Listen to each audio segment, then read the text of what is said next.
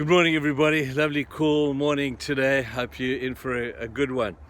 In our contemplation of anger, as written about in the book of Proverbs, I want to take you to our key verse, Proverbs 16:32. It says this: "He who is slow to anger is better than the mighty. He who rules his spirit is better than he who takes a city." Some powerful words, some really good advice. So far, we've said that there are basically three ways for us to deal with our anger. The first way we said, remember, was people who are imploders. They're the ones who internalize, they repress, they suppress their anger. At the end of the day, they find that it's toxic. It builds up resentment and horrible feelings inside of themselves, and they destroy themselves from within. Then we spoke about exploders.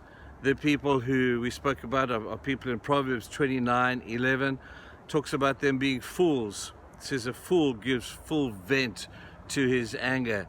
And you get people who don't just destroy themselves when they explode, they destroy those around them as well. A lot of people picking up the tab for those who have exploded and destroyed people with them. They find that both of these ways just don't seem to work, but it seems to take forever for them to be able to work that out. There is, however, a third alternative. Let me share that with you. It's not an event, it's actually a process.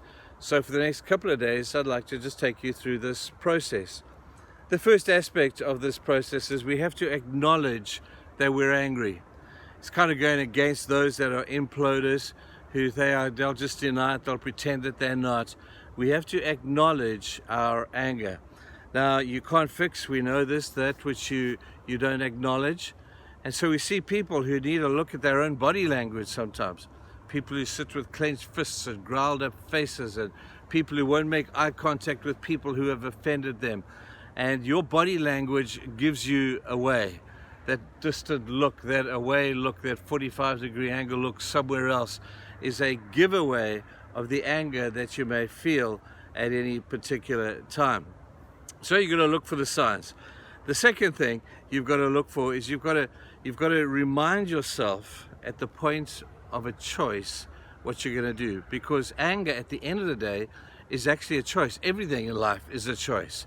Am I going to be angry? What am I going to do with my anger? What am I going to do when I feel the way that I feel? It's a choice, your reaction. And I say to you, it's your choice as to how you want to deal with this anger issue or the anger thing that has just happened to you. We see in a great passage, and it's such a perfect passage for this, with when God spoke to Cain in the Garden of Eden, and Cain was miserable. He was showing all the signs of imploding. He was dying from within. His brother had won the favor of God because he had given a really good offering. Cain was sulking, he was angry, and then when God spoke to him, there was almost this internal explosion within him of anger toward his brother. And God comes to him and he asks him, he says, "Hey Cain, why are you so angry?" And Cain says to him, and God says to him, "Have you seen your brother? Where is your brother right now?" And his anger begins to explode, and he says, "Am I my brother's keeper?" That was what it was once inside, is now very quickly spewing out like a volcano. Am I my brother's keeper?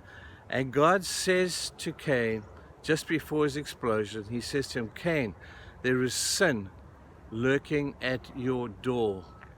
You must master it." Sin was the sin of anger, and his programmed response. See, he got himself into a really bad habit, and his reaction was now just to let rip at God himself. "Am I my brother's keeper?" And God said, "Sin is at your door." Now, people, listen, I don't care what the circumstance is that prompts you to anger. That doesn't really matter. But your reaction is very definitely your response. It's your choice. So today, I hope that you will not be ruled by your emotions, that you will not be ruled by circumstances, that when anger comes, you would be attentive to listen to it and hear it, and just know that it's there. Don't hide it, don't volcano it, just acknowledge the presence of it. And then remind yourself, what I'm about to do is I need to take my reaction and I need to turn it into a response. Now, I think that's quite poetic, but I think it's quite true, because our reactions are very often programmed within us. We're creatures of habit. When something happens, I'm programmed to react in a particular way. When you react badly, it's probably a product of many bad reactions. My suggestion is you take a split second, because that's all it takes, is to turn that reaction into an appropriate response. Just by taking that split second of time and giving yourself just a mere second to think about it will probably help you an awful lot to respond appropriately, because at the end of the day, it's your choice. I hope you have a great day, people. Let's go save the world.